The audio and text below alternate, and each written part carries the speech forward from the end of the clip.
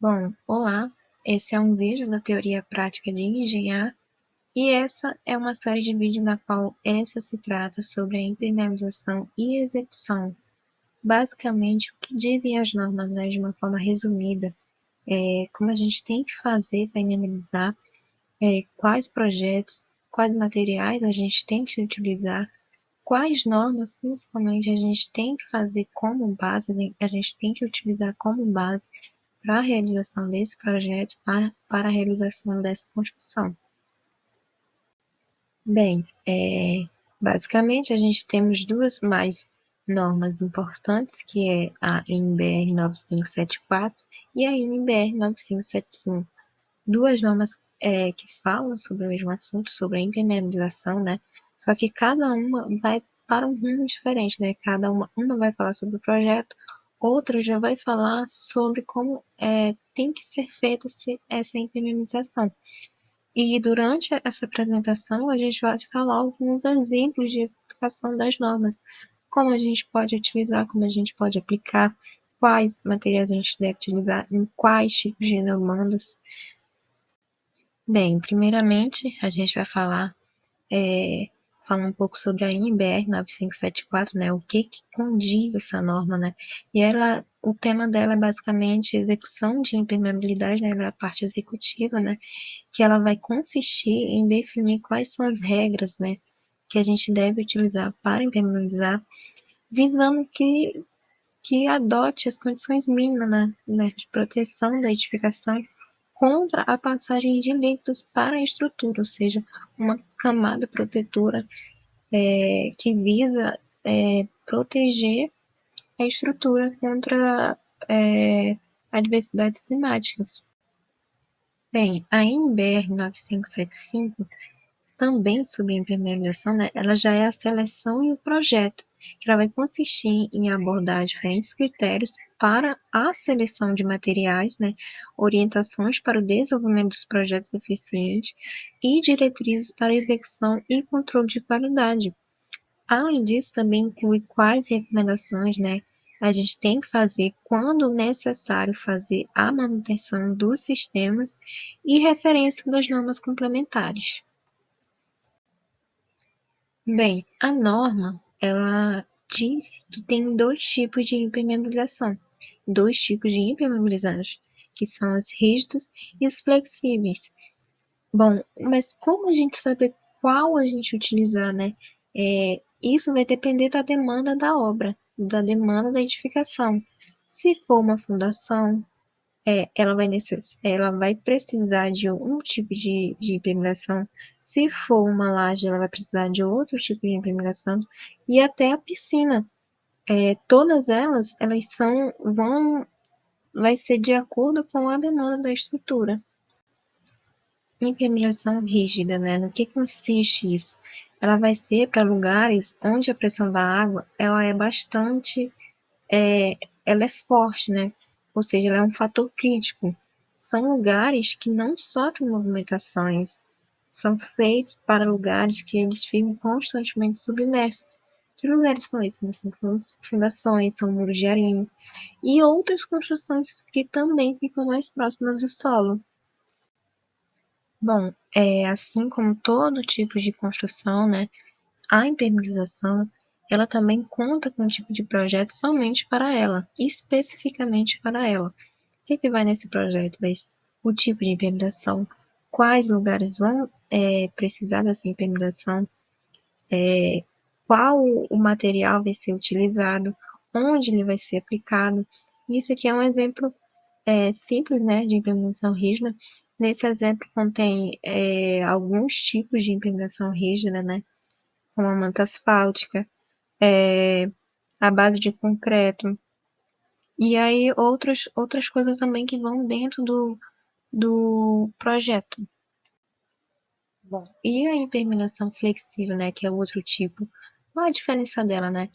Ela já, diferentemente da rígida, já é utilizado materiais elásticos, né?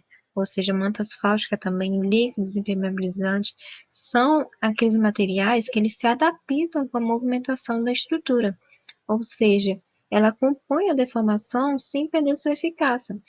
e são lugares onde tem lajes, tem coberturas, áreas molhadas, áreas simples, né, como banheiro e cozinha. São esses os lugares onde a gente tem que aplicar esse tipo de impermeabilização. Bom, novamente mostrando, né, a impermeabilização tem um tipo de projeto. Isso aqui já é um projeto de impermeabilização flexível, né? Os materiais usados na impermeabilização flexíveis, aí onde ela está sendo aplicada, né?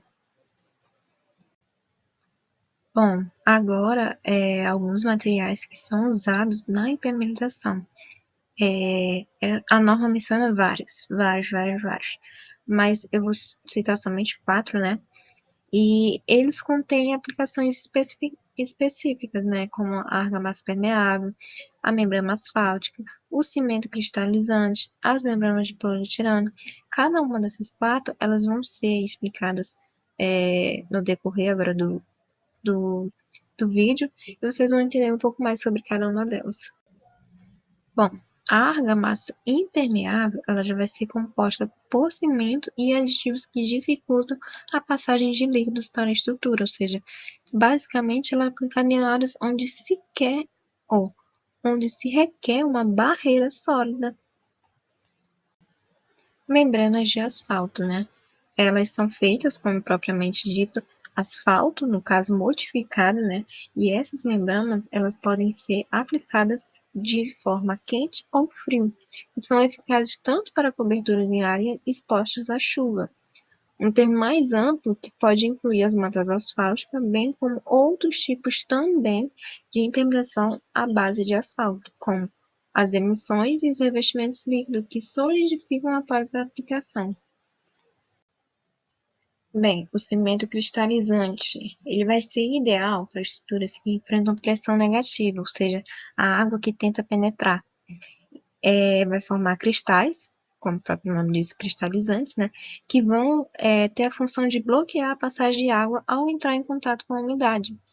Esse sistema ele pode ser aplicado de duas formas, de forma aditiva, adicionando a massa, né, ou no concreto já pronto, que aí vai ser formado por pintura. Bom, chegando agora nas membranas de poliuretano. Elas são mais versáteis, né? Elas podem ser aplicadas em diversas superfícies, oferecendo uma excelência resistente tanto à água quanto ao desgaste.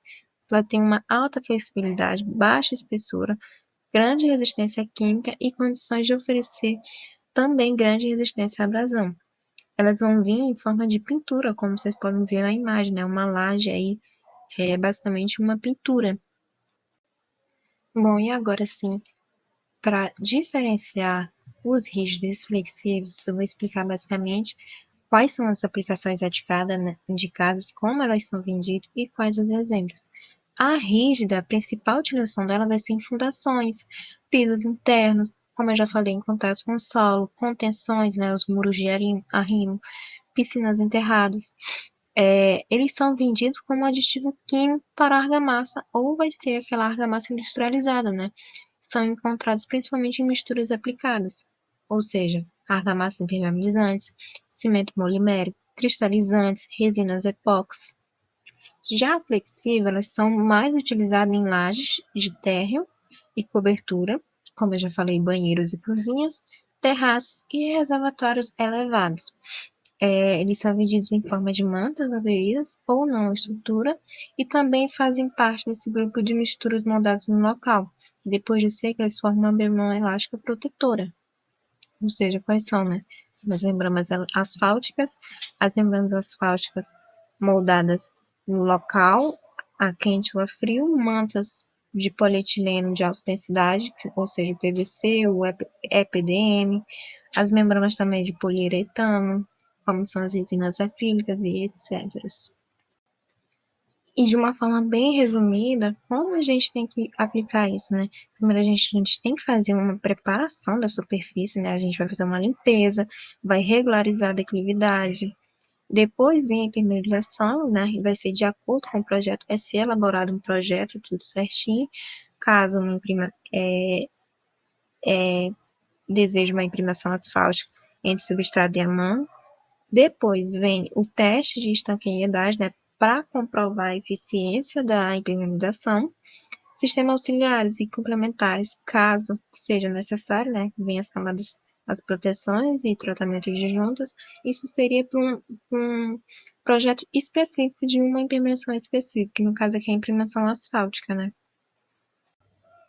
Bem, aqui é um exemplo, né, de um local que não tem impermeação e aqui já é o outro local que tem impermeação. Notem que na primeira imagem a parede está bastante feia, está bastante degradada, descascando, com a sua estrutura toda controversa. E já na segunda imagem, ela está retendo as águas, retendo as partículas de água, ou seja, foi uma estrutura, uma parede que foi bem tratada logo após a impermeabilização. Bom, aqui primeiramente são exemplos, né, de patologias e como a gente deve tratar e quais materiais a gente deve utilizar. Primeiramente são estruturas enterradas, né?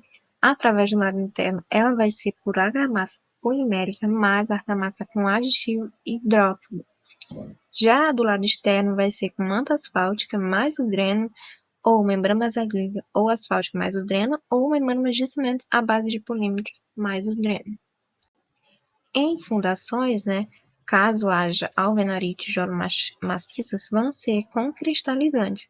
Se for com tijolos furados, vai ser argamassa polimérica mais argamassa com o aditivo hidrófugo. Boxes de banheiros, né, que são já aquelas estruturas que recebem água diariamente, né, ou seja, vai ser uma reimpermeabilização total.